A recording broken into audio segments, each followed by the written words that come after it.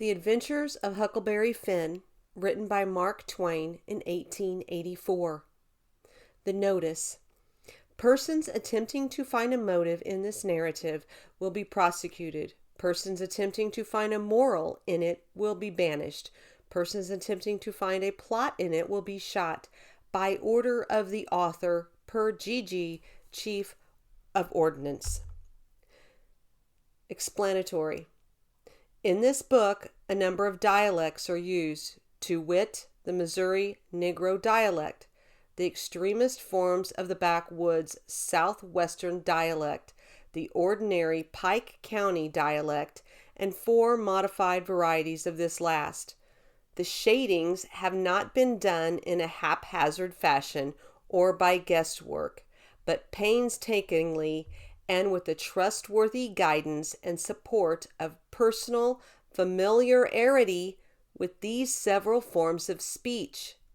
I make this explanation for the reason that without it, many readers would suppose that all these characters were trying to talk alike and not succeeding. The author. The scene is in the Mississippi Valley, time 40 to 50 years ago. Chapter 1. You don't know about me without you have read a book by the name of The Adventures of Tom Sawyer. But that ain't no matter. That book was made by Mr. Mark Twain, and he told the truth, mainly. There was things which he stretched, but mainly he told the truth. That is nothing. I never seen anybody but lied one time or another. Without it was Aunt Polly, or the widow, or maybe Mary. Aunt Polly, Tom's Aunt Polly, she is, and Mary, and the widow Douglas is all told about in that book, which is mostly a true book, with some stretchers, as I said before. Now the way that the book winds up is this. Tom and me found the money that the robbers hid in the cave, and it made us rich.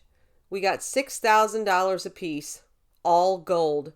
It was an awful sight of money when it was piled up. Well, Judge Thatcher, he took it and put it out at interest, and it fetched us $1 a day apiece all the year round, more than a body could tell what to do with. The widow Douglas, she took me for her son and allowed she would civilize me, but it was rough living in the house all the time, considering how dismal, regular, and decent the widow was in all her ways, and so when I couldn't stand it no longer, I lit out. I got into my old rags and my sugar hogshead again, and was free and satisfied. But Tom Sawyer, he hunted me up and said he was going to start a band of robbers, and I might join if I would go back to the widow and be respectable. So I went back. The widow, she cried over me and called me a poor lost lamb. And she called me a lot of other names too, but she never meant no harm by it. She put me in them new clothes again, and I couldn't do nothing but sweat and feel all cramped up. Well, then, the old thing commenced again. The widow rung a bell for supper, and you had to come to time. When you got to the table, you couldn't go right to eating, but you had to wait for the widow to tuck down her head and grumble a little over the victuals, though they warn't really anything the matter with them. That is, nothing, only everything was cooked by itself.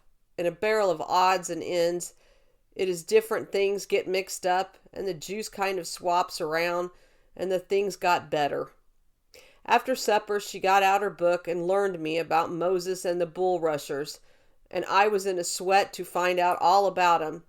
But by and by she let it out that Moses had been dead a considerable long time. So then I didn't care no more about him, because I don't take no stock in dead people. Pretty soon I wanted to smoke and asked the widow to let me, but she wouldn't. She said it was a mean practice and wasn't clean, and I must try to do not do it any more. That's just the way with some people. They got down on a thing when they don't know nothing about it. Here she was a-bothering about Moses, which was no kin to her, and no use to anybody, being gone, you see. yet finding a power of fault with me for doing a thing that had some good in it. And she took to snuff, too. Of course that was all right, because she'd done it herself. Her sister, Miss Wilson, a tolerable slim old maid with goggles on, had just come to live with her, and took a set at me now with the spelling book. She worked me middling hard for about an hour, and then the widow made her ease up. I couldn't stood it much longer. Then for an hour it was a deadly dull, and I was fidgety. Miss Watson would say, "Don't put your feet up there, Huckleberry. And don't scrunch up like that, Huckleberry. Set straight up." And pretty soon she would say, "Don't gap and stretch like that, Huckleberry. Why don't you try to behave?" Then she told me all about the bad place, and I said, I wished I was there. She got mad then, but I didn't mean no harm. All I wanted was to go somewheres. All I wanted was a change. I weren't particular. She said it was wicked to say what I said. Said she wouldn't say it for the whole world. She was going to live so as to go to the good place.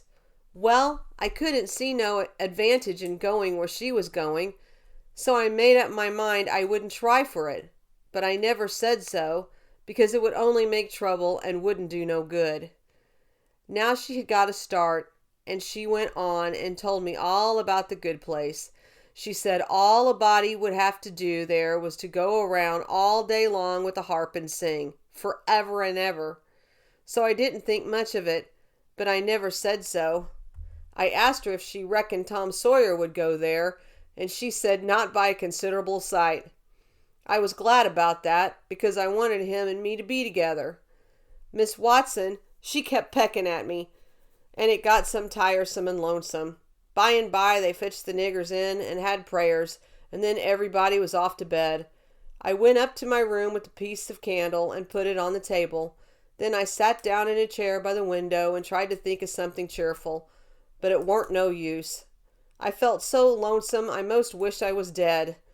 The stars were shining and the leaves rustled in the woods ever so mournful, and I heard an owl away off hooing about somebody that was dead, and a whippoorwill and a dog crying about somebody that was going to die, and the wind was trying to whisper something to me, and I couldn't make out what it was, and so it made the cold shivers run over me. Then, away out in the woods, I heard that kind of sound that a ghost makes when it wants to tell about something that it's on its mind and can't make itself understood, and so can't rest easy in its grave and has to go about that way every night grieving. I got so downhearted and scared I did wish I had some company. Pretty soon a spider went crawling up my shoulder, and I flipped it off, and it lit in the candle, and before I could budge it was all shriveled up.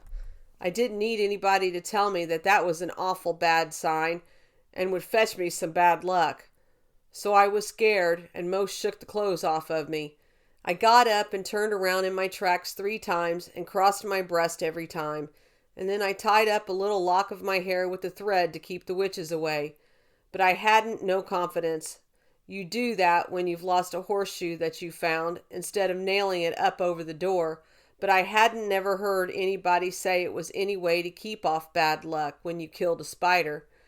I sat down again, shaking all over, and got out my pipe for a smoke, for the house was all as still as death now, and so the widow would know. Well, after a long time I heard the clock away off in the town go boom, boom, boom, 12 licks, and all still again, stiller than ever. Pretty soon I heard a twig snap down in the dark amongst the trees. Something was stirring. I sat still and listened. Directly I could just barely hear a meow, meow down there. That was good, says I. Meow, meow, as soft as I could, and then I pulled out the light and scrambled out of the window onto the shed. Then I slipped down to the ground and crawled in among the trees, and sure enough, there was Tom Sawyer waiting for me. Chapter 2.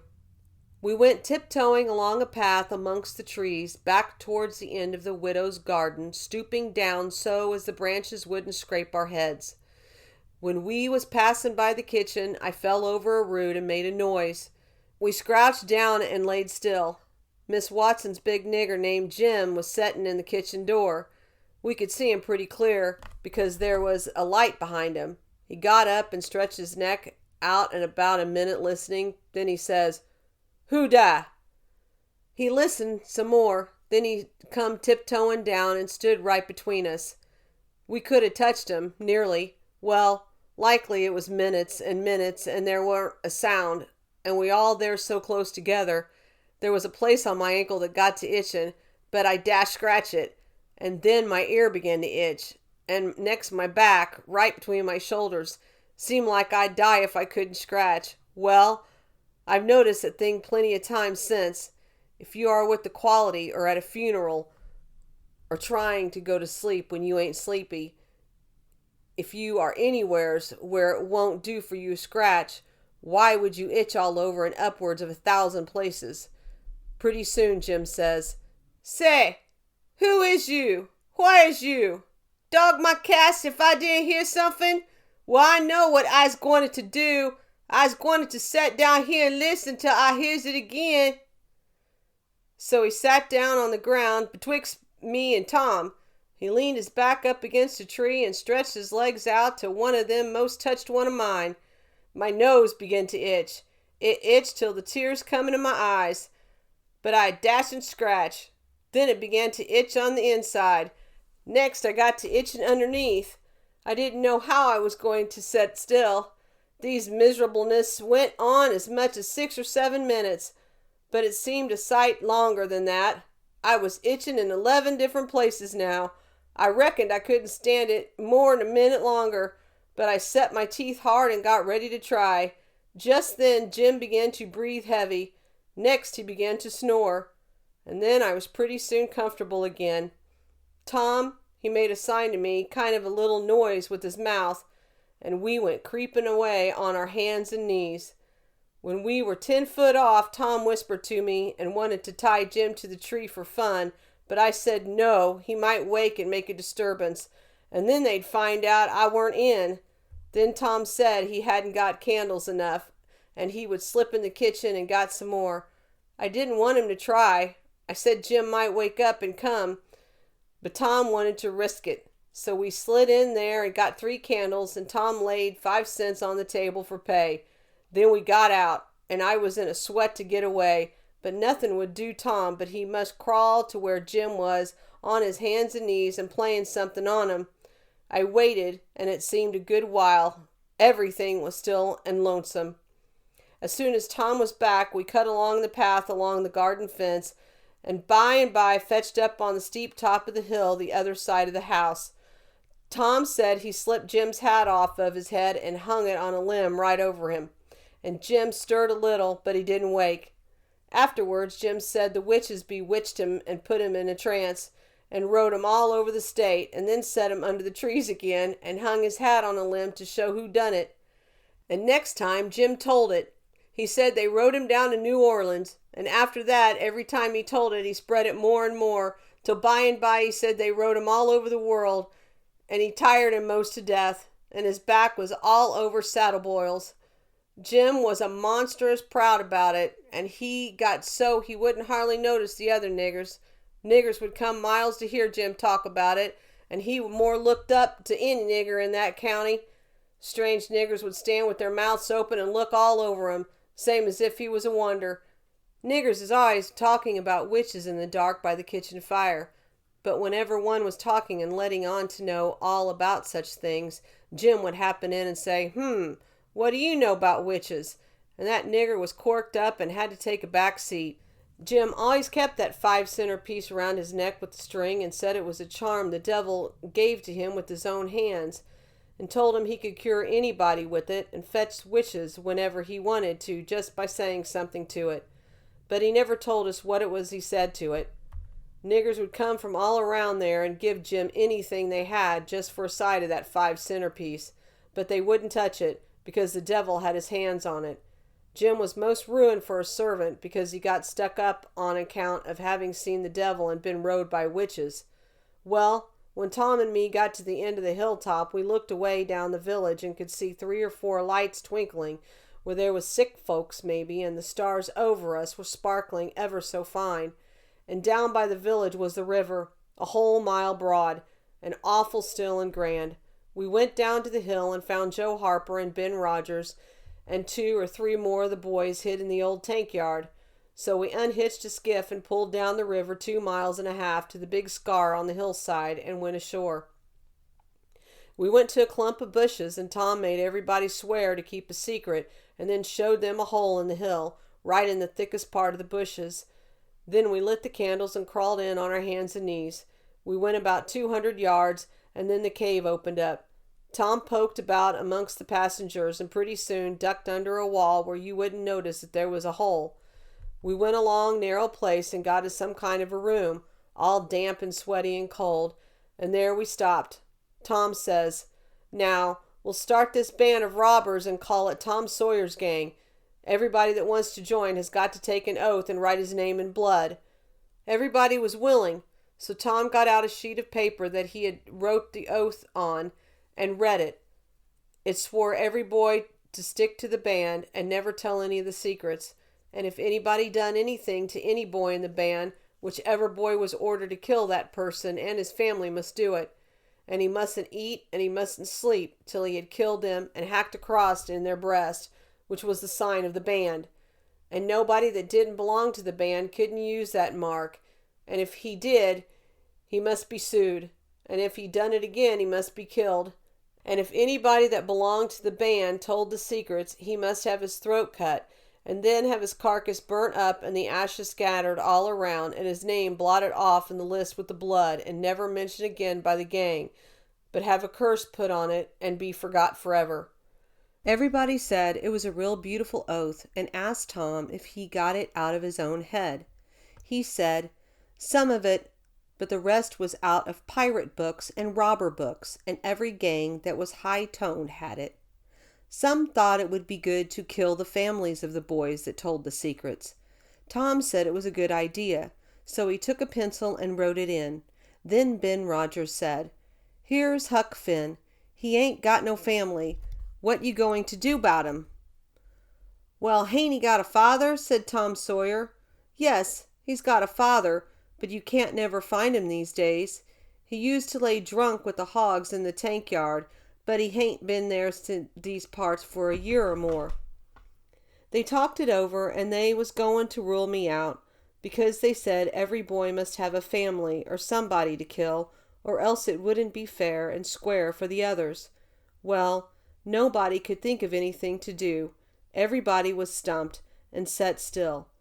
I was most ready to cry, but all at once I thought of a way, and so I offered them Miss Watson. They could kill her. Everybody said, "Oh, she'll do. That's all right. Huck can come in." Then they all stuck a pin in their fingers to get blood to sign with, and I made my mark on the paper. "Now," says Ben Rogers, "what's the line of business of this gang?" "Nothing, only robbery and murder," Tom said.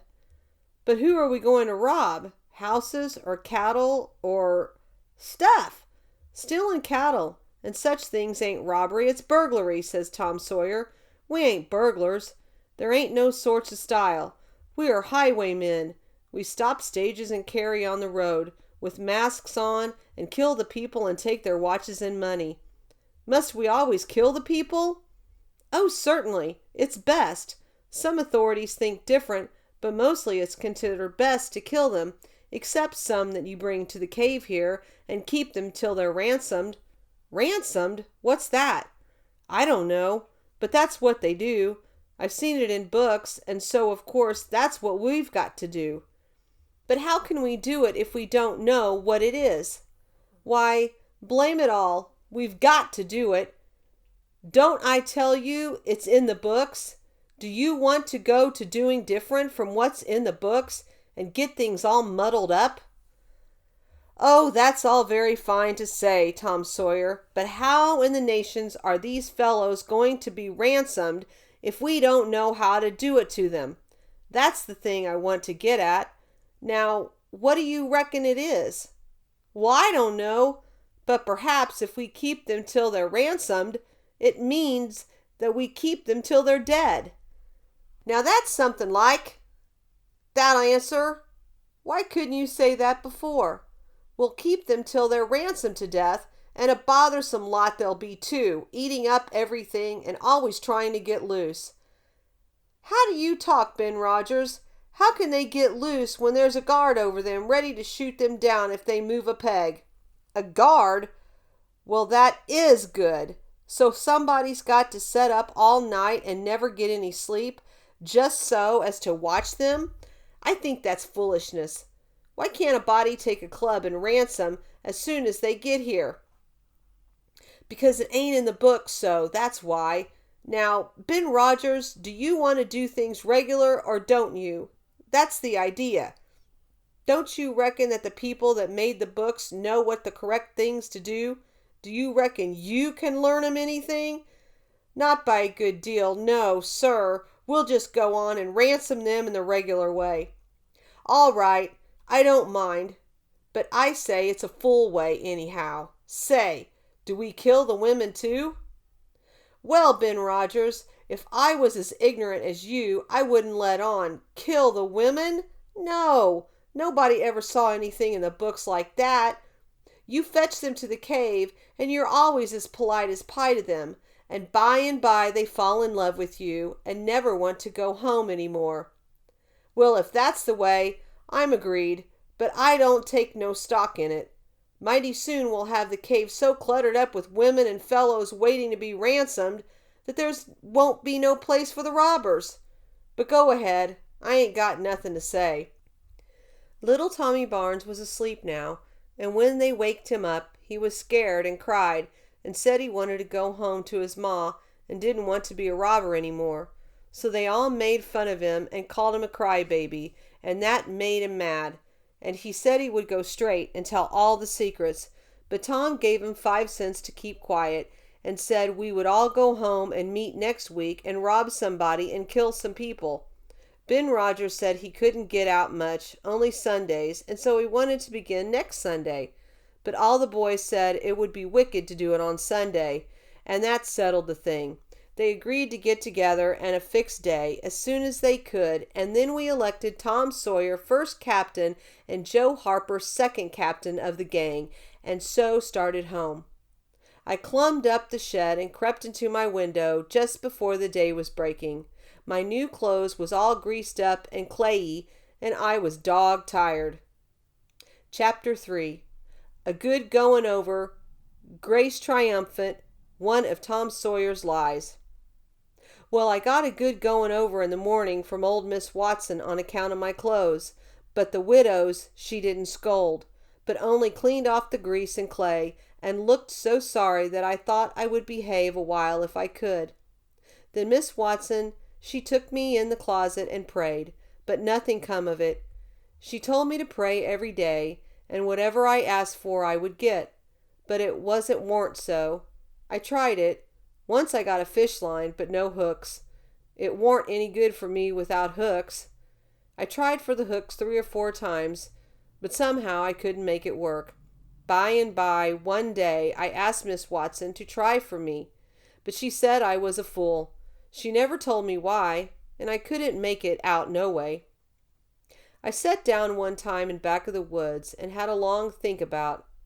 I says to myself, if a body can get anything they pray for, why don't Deacon Wynn get back the money he lost on the pork?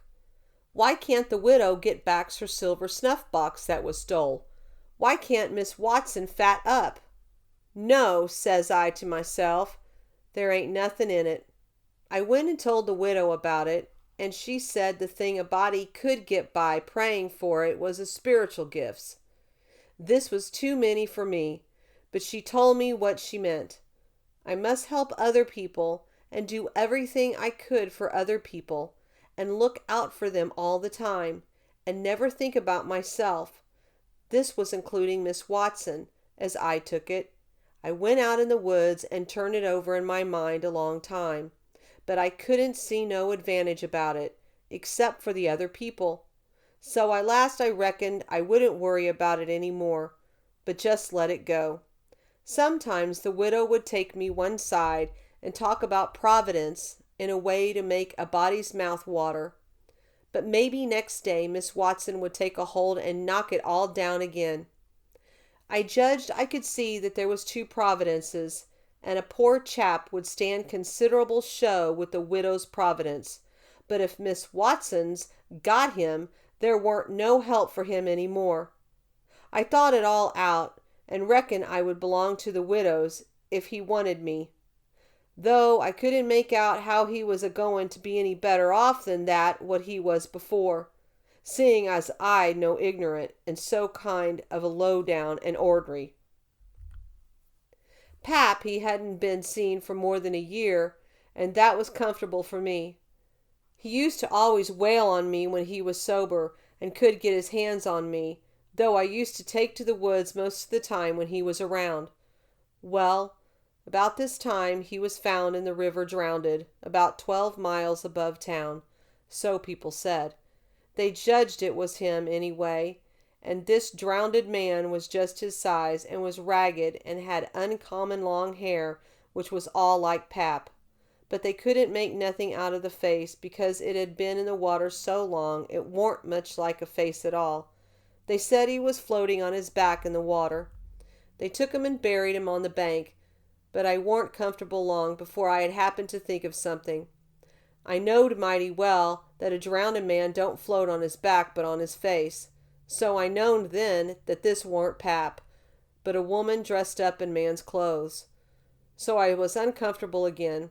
I judged the old man would turn up again by and by, though I wished he wouldn't. We played robber now and then about a month, and then I resigned. All the boys did. We hadn't robbed nobody, hadn't killed any people, but only just pretended. We used to hop out of the woods and go charging down on a hog drivers and women in carts taking garden stuff to market, but we never hived any of them. Tom Sawyer called the hogs ingots, and he called the turnips and stuff jewelry, and we would go in the cave and powwow over what we had done, and how many people we had killed and marked, but I couldn't see no profit in it. One time Tom sent a boy to run about town with a blazing stick, which he called a slogan, which was the sign for the gang to get together. And then he said he had got secret news by his spies that next day a whole parcel of Spanish merchants and rich Arabs was going to camp in Cave Hollow with 200 elephants and 600 camels and over 1,000 sumpter mules, all loaded down with diamonds, and they didn't have only a guard of 400 soldiers. So we would lay an ambuscade, as he called it, and kill the lot and scoop the things. He said we must slick up our swords and guns and get ready. He never could go after even a turnip cart, but he must have the swords and guns all scoured up for it. Though they was only lathed in broomsticks, and you might scour at them till you rotted, and then they weren't worth a mouthful of ashes more than what they was before. I didn't believe we could lick such a crowd of Spaniards and Arabs, but I wanted to see the camels and elephants, so I was on hand next day, Saturday, in the ambuscade, and when we got the word, we rushed out of the woods and down the hill. But there weren't no Spaniards and Arabs, and there weren't no camels, no, nor elephants. It warn't anything but a Sunday school picnic, and only a primer class at that. We busted it up and chased the children up the hollow, but we never got anything but some doughnuts and jam, though Ben Rogers got a rag doll, and Joe Harper got a hymn book and a track, and then the teachers charged in and made us drop everything and cut. I didn't see no diamonds, and I told Tom Sawyer so. He said there was loads of them there, anyway, and he said there was an Arab there too, and elephants and things. I said, why couldn't we see them then? He said if I weren't no ignorant, but had read a book called Don Quixote, I would know without asking. He said it was all done by enhancement. He said there was hundreds of soldiers there, and elephants and treasures and so on, but we had enemies which he called magicians, and they had turned the whole thing into an infant Sunday school, just out of spite. I said, all right. Then the thing for us to do was to go for the magicians. Tom Sawyer said I was a numbskull. "Why," said he, "a magician could call up a lot of genies and they would hash you up like nothing before you could say Jack Robinson. They are as tall as a tree and as big around as a church." "Well," I says, "s'pose we got some genies to help us. Can't we lick the other crowd then?" "How you going to get 'em?" "I don't know. How do they get them?" "Why, they rub an old tin lamp or an iron ring, and then the genies come tearing in with the thunder and lightning a ripping around and the smoke a rolling, and everything they're told to do, they up and do it. They don't think nothing of pulling a shot tower up by the roots and belting a Sunday school superintendent over the head with it, or any other man. Who makes them tear around so?" "Why, whoever rubs the lamp or the ring. They belong to whoever rubs the lamp or the ring, and they've got to do whatever he says. If he tells them to build a palace 40 miles long out of diamonds and fill it full of chewing gum, or whatever you want, and fetch an emperor's daughter from China for you to marry, they've got to do it. And they've got to do it before sunup next morning, too. And more, they've got to waltz that palace around over the country wherever you want it. You understand?" "Well," says I think they're a pack of flatheads for not keeping the palace themselves, instead of fooling them away like that. And what's more, if I was one of them, I would see a man in Jericho before I would drop my businesses and come to him for the rubbing of an old tin lamp." "How you talk, Huck Finn. Why, you'd have to come when he rubbed it, whether you wanted to or not." "What? And I as high as a tree and as big as a church? All right, then I would come, but I'd make that man climb the highest tree there was in the country." "Shucks, it ain't no use to talk to you, Huck Finn. You don't seem to know anything, somehow, perfect saphead." I thought all of this over for 2 or 3 days, and then I reckoned I would see it there was anything in it. I got an old tin lamp and an iron ring, and went out in the woods and rubbed till I sweat like an Injun calculating to build a palace and sell it.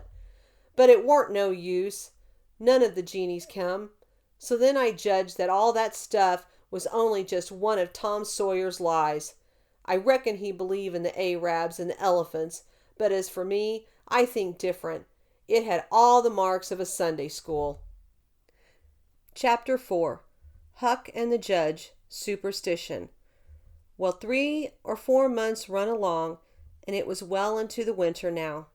I had been to school most all the time, and could spell and read and write just a little, and could say the multiplication table up to 6 times 7 is 35, and I don't reckon I could ever get any further than that if I was to live forever. I don't take no stock in mathematics anyway. At first I hated the school, but by and by I got so I could stand it. Whenever I got uncommon tired, I played hooky, and the hiding I got next day done me good and cheered me up. So the longer I went to school, the easier it got to be. I was getting sort of used to the widow's ways, too, and they weren't no raspy on me. Living in a house and sleeping in a bed pulled on me pretty tight mostly. But before the cold weather I used to slide out and sleep in the woods or sometimes, and so that was the rest to me. I liked the old ways best, but I was getting so I liked the new ones too, a little bit. The widow said I was coming along slow but sure, and doing very satisfactory. She said she weren't ashamed of me. One morning I happened to turn over to the salt cellar at breakfast. I reached for some of it as quick as I could to throw over my left shoulder and keep off the bad luck, but Miss Watson was in ahead of me and crossed me off. She says, "Take your hands away, Huckleberry. What a mess you are about making." The widow put in a good word for me, but that weren't no to keeping off the bad luck. I knowed that well enough. I started out after breakfast, feeling worried and shaky, and wondering where it was going to fall on me, and what it was going to be. There is ways to keep off some kinds of bad luck, but this wasn't one of them kind. So I never tried to do anything, but just poked along, low-spirited and on the watch-out. I went down to the front garden and clubbed over the stile where you go through the high boarded fence. There was an inch of new snow on the ground, and I see somebody's tracks. They had come up from the quarry and stood around the stile a while, and then went on around the garden fence. It was funny they hadn't come in, after standing around so. I couldn't make it out. It was very curious. Somehow. I was going to follow around, but I stooped down to look at the tracks first. I didn't notice anything at first, but next I did. There was a cross in the left booted hill made with big nails to keep off the devil. I was up in a second and shinning down the hill. I looked over my shoulder every now and then, but I didn't see nobody. I was at Judge Thatcher's as quick as I could get there. He said, "Why, my boy, you are all out of breath. Did you come for your interest?" "No, sir," I said. "Is there some for me?" "Oh, yes.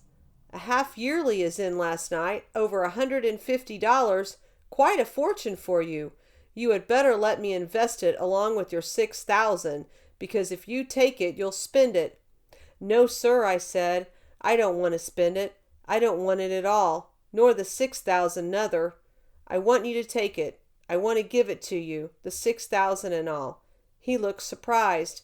He couldn't seem to make it out. He says, "Why, what can you mean, my boy?" I says, "Don't you ask me no questions about it, please. You'll take it, won't you?" He says, "Well, I'm puzzled. Is something the matter?" "Please take it," says I, "and don't ask me nothing, then I won't have to tell no lies." He studied a while, and then he says, "Oh, I think I see.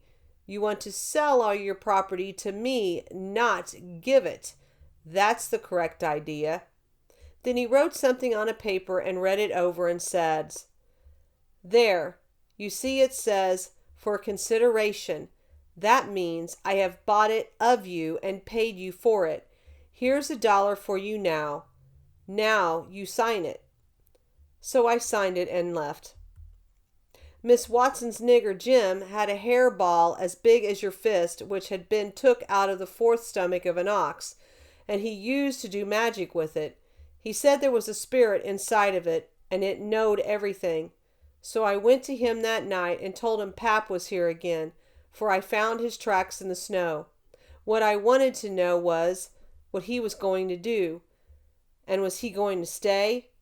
Jim got out his hair ball and said something over it, and then he held it up and dropped it on the floor. It fell pretty solid and only rolled about an inch. Jim tried it again, and then another time, and it acted just the same. Jim got down on his knees and put his ear against it and listened, but it weren't no use. He said it wouldn't talk. He said sometimes it wouldn't talk without money. I told him I had an old slick counterfeit quarter that weren't no good because the brass showed through the silver a little, and it wouldn't pass nohow, even if the brass didn't show, because it was so slick it felt greasy, and so that wouldn't tell on it every time. I reckoned I wouldn't say nothing about the $1 I got from the judge. I said it was pretty bad money, but maybe the hairball would take it, because maybe it wouldn't know the difference. Jim smelt it, and bit it, and rubbed it, and said he'd manage so the hairball would think it was good. He said he would split open a raw Irish potato and stick the quarter in between and keep it there all night. And next morning you couldn't see no brass, and it wouldn't feel greasy no more. And so anybody in town would take it in a minute, let alone a hairball. Well, I know a potato would do that before, but I had forgot it. Jim put the quarter under the hairball and got down and listened again. This time he said the hairball was all right. He said it would tell my whole fortune if I wanted it to. I says, "Go on." So the hairball talked to Jim, and Jim told it to me. He says, "You old father doing nothing yit. What he's a-goin' to do. Sometime he spec he'll go away, and den again he spec he stay. De best way is to re-easy. Let de old man take his own way. Dere's 2 angels hovering round about him. One you have him in white and shiny, and the other one is black. The white one gets him to go right a little while, Den de black ones sail in to bust it all up. A body can't tell yet which one goin' to fetch 'em at last dias. But you is all right. You goin' to have considerable trouble in your life, inconsiderable joy. Sometimes you goin' to get hurt, and sometimes you're goin' to get sick, but every time you's goin' to get well agains. Dese two gals flyin' about you in your life, one you of 'em lightin', t'other one is dark. One is rich and t'others is poor. You's goin' to marry de poor one first, and de rich one in de by. You wants to keep way foomin' de waters as much as you can, and don't run no risk. Cast this down in de bills dat you gwine to get hung. When I lit my candle and went up to my room that night, there sat Pap, his own self. Chapter 5. Huck's Father, the Fond Parent, Reform. I had shut the door too. Then I turned around and there he was. I used to be scared of him all the time. He tanned me so much. I reckon I was scared now too, but in a minute I see I was mistaken. That is, after the first jolt, as you may say, when my breath sort of hitched, he being so unexpected, but right away after seeing I warn't scared of him worth botherin' about. He was most 50, and he looked it. His hair was long and tangled and greasy, and hung down, and you could see his eyes shining through it like he was behind vines. It was all black, no gray, so was his long, mixed-up whiskers. There weren't no color in his face. Where his face showed, it was white. Not as like another man's white, but a white to make a body sick, a white to make a body's flesh crawl, a tree-toad white, a fish-belly white. As for his clothes, just rags, that was all. He had one ankle resting on t'other knee. The boot on the foot was busted, and the two of his toes stuck through, and he worked them now and then. His hat was laying on the floor, an old black slouch with the top caved in, like a lid. I stood a-looking at him. He sat there looking at me, with his chair tilted back a little. I set the candle down. I noticed the window was up, so he had climbed in by the shed. He kept a-looking at me all over. By and by he says, "Starchy clothes. Very. You think you're a good deal of a big bug, don't you?" "Maybe I am, maybe I ain't," I says. "Don't you give me none of your lip," he says. "You've put on considerable many frills since I've been away. I'll take you down a peg before I get done with you. You're educated too, they say, can read and write. You think you're better'n your father now, don't you, because he can't? I'll take it out of you. Who told you you might meddle with such highfalutin foolishness, hey? Who told you you could?" "The widow. She told me." "The widow, hey? And who told the widow she could put in her shovel about a thing that ain't none of her business?" "Nobody never told her." "Well, I'll learn her how to meddle. And looky here, you drop that school, you hear? I'll learn people to bring up a boy and put on airs over his father and let you on better'n what he is. You lemme catch you foolin' around that school again, you hear? Your mother couldn't read and she couldn't write nuther before she died. None of the family could before they died. I can't, and here you're a-swellin' yourself up like this. I ain't the man to stand it, you hear? Say, let me hear you read." I took up a book and began something about George Washington and the wars.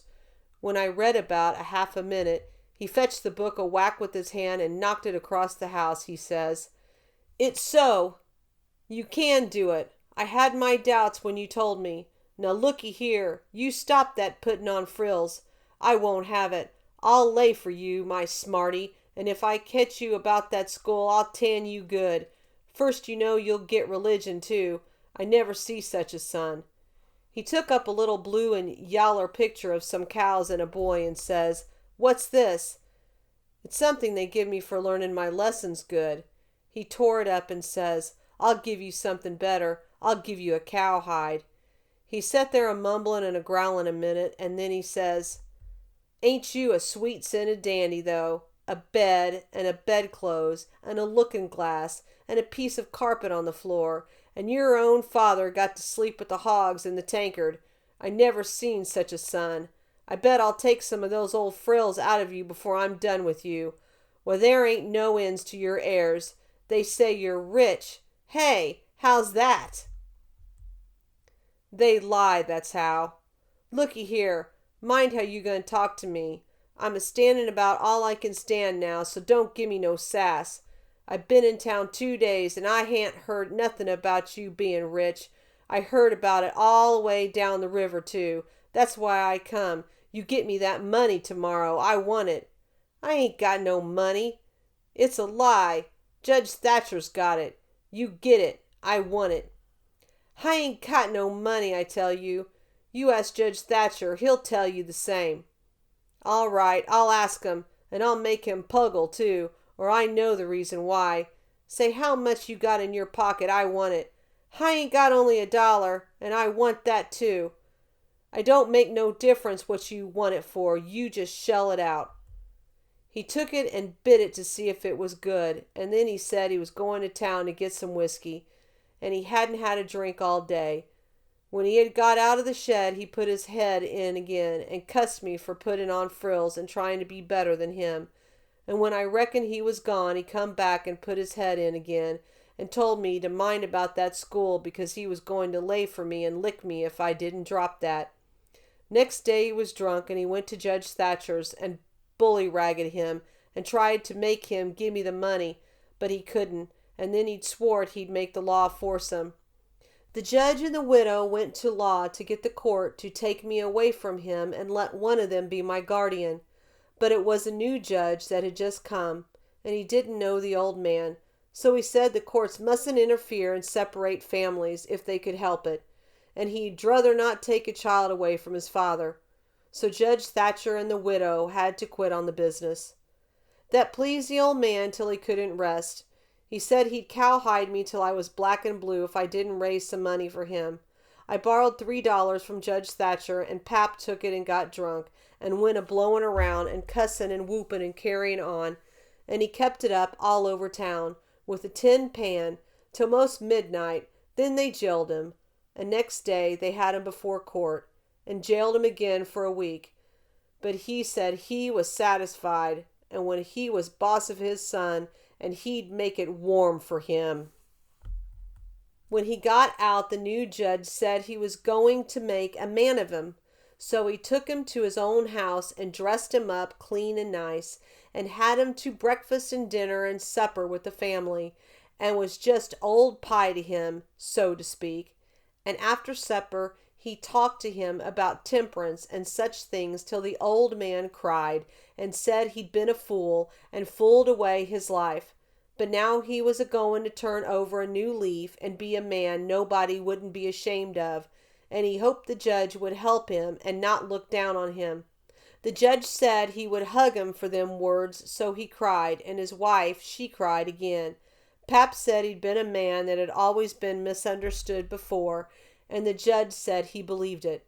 The old man said that what a man wanted that was down was sympathy, and the judge said it was so. So they cried again. And when it was bedtime, the old man rose up and held out his hand and says, "Look at it, gentlemen and ladies all. Take a hold of it. Shake it. There's a hand that was the hand of a hog, but it ain't so no more. It's the hand of a man that started in on a new life, and'll die before he go back. You mark them words. Don't forget I said them. It's a clean hand now. Shake it. Don't be afraid."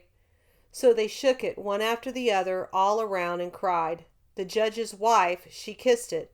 Then the old man, he signed a pledge, made his mark. The judge said it was the holiest time on record, or something like that.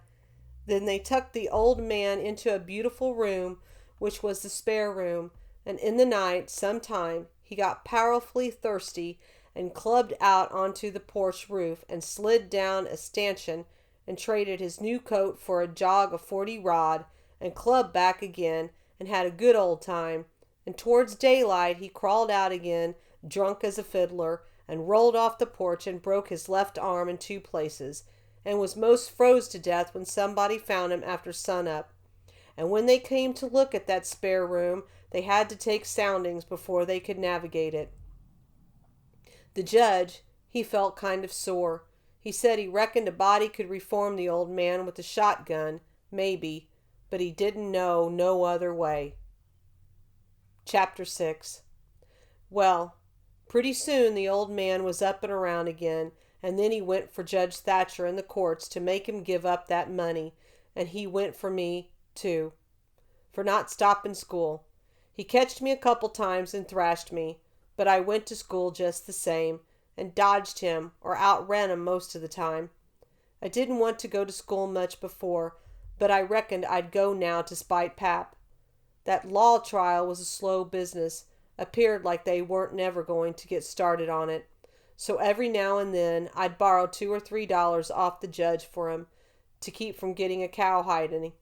Every time he got money he got drunk, and every time he got drunk he raised Cain around town, and every time he raised Cain he got jailed. He was just suited. This kind of thing was right in his line. He got to hanging around the widows too much, and so she told him at last that if she didn't quit using around, theirs would make trouble for him. Well, wasn't he mad?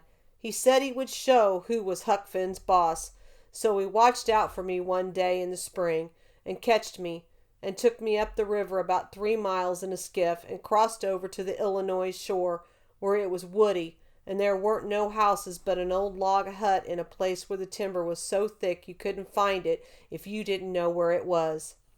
He kept me with him all the time, and I never got a chance to run off. We lived in that old cabin, and he had always locked the door and put the key under his head nights. He had a gun which he had stole, I reckon, and we fished and hunt, and that was what we lived on. Every little while he locked me in and went down the store 3 miles into the ferry and traded fish and game for whiskey and fetched it home and got drunk and had a good time and licked me. The widow, she found out where I was by and by, and she sent a man over to try to get a hold of me, but Pap drove him off with the gun, and it weren't long after that till I was used to being there. I was, and I liked it, all but the cowhide part. It was kind of lazy and jolly, laying off of comfortable all day, smoking and fishing, and no books, nor study. 2 months or more run along, and my clothes got to be all rags and dirt, and I didn't see how I ever got to like it so well at Widow's, where you had to wash and eat on a plate, and comb up, and go to bed, and get up regular, and be forever bothering over a book, and have old Miss Watson pecking at you all the time. I didn't want to go back no more. I had stopped cussing because the widow didn't like it, but now I took it to it again because Pap had no objection. It was pretty good times up there in the woods there, take it all around. But by and by Pap got too handy with his old hickory, and I couldn't stand it. I was all over welts. He got to going away so much too, and locking me in. Once he locked me in, it was gone 3 days. It was dreadful lonesome. I judged he had got drowned, and I wasn't ever going to get out any more. I was scared. I made up my mind I would fix up some way to leave there. I had tried to get out of that cabin many a time, but I couldn't find no way. There weren't a window too big enough for a dog to get through. I couldn't get up the chimbley. It was too narrow. The door was thick, solid oak slabs. Pap was pretty careful not to leave a knife or anything in the cabin when he was away. I reckon I had hunted the place over as much as 100 times. Well, I was most all the time at it, because it was about the only way to put in the time. But this time I found something at last. I found an old rusty wood saw without a handle. It was laid in between a rafter and the clapboards of the roof. I greased it up and went to work. There was an old horse blanket nailed against the logs at the far end of the cabin behind the table, to keep the wind from blowing through the chinks and putting the candle out. I got under the table and raised the blanket and went to work to saw a section of the big bottom log out, big enough to let me through. Well, it was a good long job, but I was getting towards the end of it when I heard Pap's gun in the woods. I got rid of the signs of my work and dropped the blanket and hid my saw, and pretty soon Pap come in. Pap weren't in a good humor, so he was his natural self. He said he was downtown and everything was going wrong. His lawyer said he reckoned he would win his lawsuit and get the money if they ever got started on the trial, but then there was ways to put it off a long time, and Judge Thatcher knowed how to do it. And he said people allowed there be another trial to get me away from him and give me to the widow for my guardian, and they guessed it would win this time. This shook me up considerably because I didn't want to go back to the widow's any more and to be so cramped up and civilized, as they call it. Then the old man got to cussing and cussed everything and everybody he could think of, and then cussed them all over again to make sure he hadn't skipped any. And after that he polished off with a kind of general cuss all around, including a considerable parcel of people which he didn't know the names of, and so called them what's-his-name when he got to them, and went right along with his cussing. He said he would like to see the widow get me. He said he would watch out, and if they tried to come any such game on him, he'd know a place of 6 or 7 miles off to stow me in, where they might hunt till they dropped, and they couldn't find me. That made me pretty uneasy again, but only for a minute. I reckoned I wouldn't stay on hand till he got the chance. The old man made me go to the skiff and fetch the things he had got. There was a 50-pound sack of cornmeal, and a side of bacon, ammunition, and a 4-gallon jug of whiskey, and an old book and 2 newspapers for wadding, besides some tow. I towed it up a load and went back and sat down on the bow of the skiff to rest. I thought it all over, and I reckoned I would walk off with the gun and some lines and take to the woods when I ran away. I guessed I wouldn't stay in one place, but just tramp right across the country, mostly nighttime, and hunted and fished to keep alive, and so get so far away that the old man nor the widow couldn't ever find me any more. I judged I would saw out and leave that night if Pap got drunk enough, and I reckoned he would. I got so full of it I didn't notice how long I was staying till the old man hollered and asked me whether I was asleep or drownded. I got the things all up to the cabin, and then it was about dark. When I was cooking supper, the old man took a swig or two and got sort of warmed up and went to ripping again. He had been drunk over in town and laid in the gutter all night, and he was a sight to look at. A body would have thought he was Adam. He was just all mud. Whenever his liquor began to work, he mostly always went for the government this time, he says. Call this a government? Why, just look at it and see what it's like. Here's the law standing ready to take a man's son away from him, a man's own son, which he has had all trouble and all the anxiety and all the expenses of raising. Yes, just look at that man has got that son raised at last, and ready to go to work and began to do something for him and give him a rest. The law up and goes for him. And they call that government? That ain't all nother. The law backs that old Judge Thatcher up and helps him to keep me out of my property. Here's what the law does. The law takes a man's worth $6,000 upwards and jams him into the old trap of a cabin like this and lets him go round in clothes that ain't fitting for a hog. They call that government. A man can't get his rights in a government like that. Sometimes I'm a mighty notion to just leave the country for good and all. Yes, and I told him so. I told old Thatcher so to his face. Lots of 'em heard me, and I can tell whatever I said, says I. For 2 cents I'd leave that blamed country and never come anither again. Them's the very words. I'd say, look at my hat, if you call it a hat, but the lid raises up and the rest of it goes down till it's below my chin, and then it ain't rightly a hat at all, but more like my head was shoved up through a gin-o stovepipe. Look at it, says I. Such a hat for me to wear. One of the wealthiest men in this town if I could get my rights. Oh, yes, this is a wonderful government. Wonderful. Why, looky here.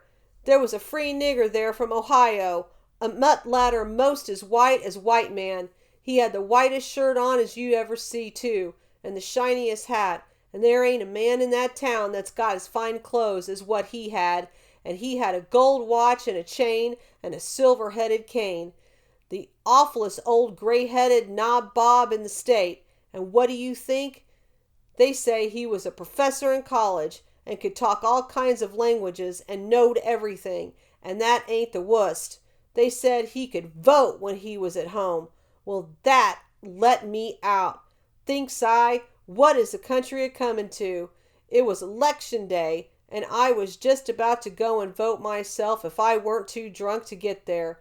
But when they told me there was a state in this country where they'd let that nigger vote, I'd draw it out. I'd say I'll never vote again. Them's the very words I said. They all heard me, and the country may rot for all me. I'll never vote again as long as I live, and to see the cool way of that nigger, why, he wouldn't give me the road if I hadn't shoved him out of a way. I says to the people, why ain't this nigger put up at an auction and sold? That's what I want to know. And what do you reckon they said?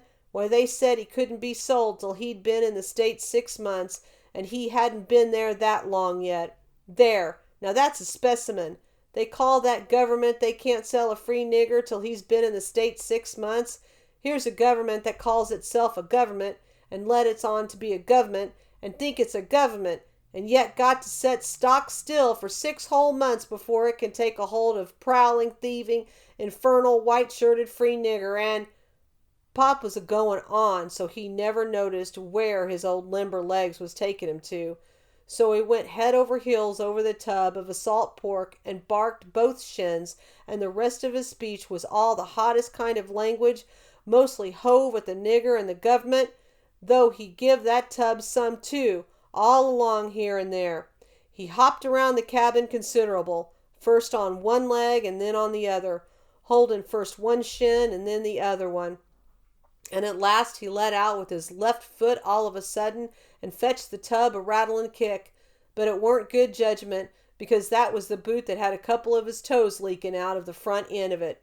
So now he raised a howl that fairly made a body hair raise, and down he went in the dirt and rolled there, and held his toes, and the cussing he'd done then laid over anything he'd ever done previous. He said so his own self afterwards. He had heard Huckleberry Hagan in his best days, and he said it laid over him too. But I reckon that was a sort of piling it on, maybe. After supper, Pap took the jug and said he had enough whiskey for 2 drunks and 1 delirium tremens. That was always his word. I judged he would be blind drunk in about an hour, and then I would steal the key or saw myself out, one or t'other. He drank and tumbled down on his blankets by and by. But luck didn't run my way.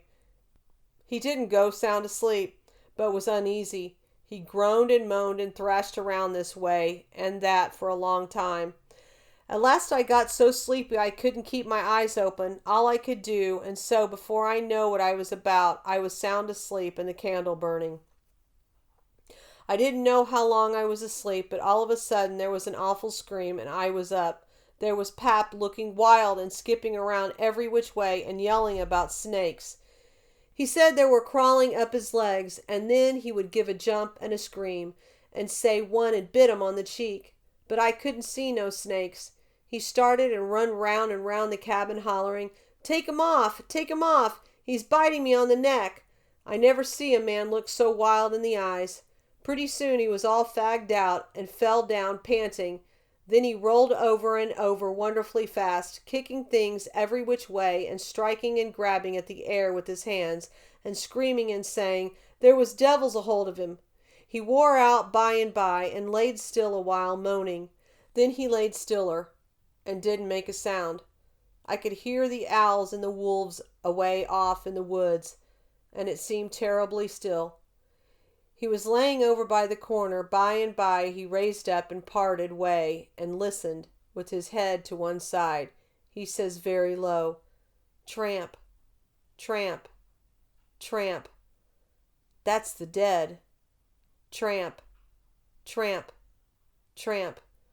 They're coming after me, but I won't go. Oh, they're here. Don't touch me. Don't. Hands off. They're cold. Let go. Oh, let a poor devil alone." Then he went down on all fours and crawled off, begging them to let him alone. And he rolled himself up in a blanket and wallowed under the old pine table, still a-begging. And then he went to crying. I could hear him through the blanket. By and by he rolled out and jumped on his feet, looking wild. And he see me and went for me. He chased me round and around the place with a clasp knife, calling me the angel of death, and saying he would kill me. And then I couldn't come for him no more. I begged and told him I was only Huck, but he laughed such a screechly laugh and roared and cussed and kept on chasing me up. Once when I turned short and dodged under his arm, he made a grab and got me by the jacket between my shoulders, and I thought I was gone. But I slid out of the jacket quick as lightning and saved myself. Pretty soon he was all tired out and dropped down with his back against the door and said he would rest a minute and then kill me. He put his knife under him and said he would sleep and get strong, and then he would see who was who. So he dozed off pretty soon. By and by I got the old split-bottom chair and clubbed up as easy as I could, not to make any noise, and got down the gun. I slipped the ramrod down to make sure it was loaded, and then I laid it across the turnip barrel, pointing towards Pap, and set it down behind it to wait for him to stir. And how slow and still the time did drag along.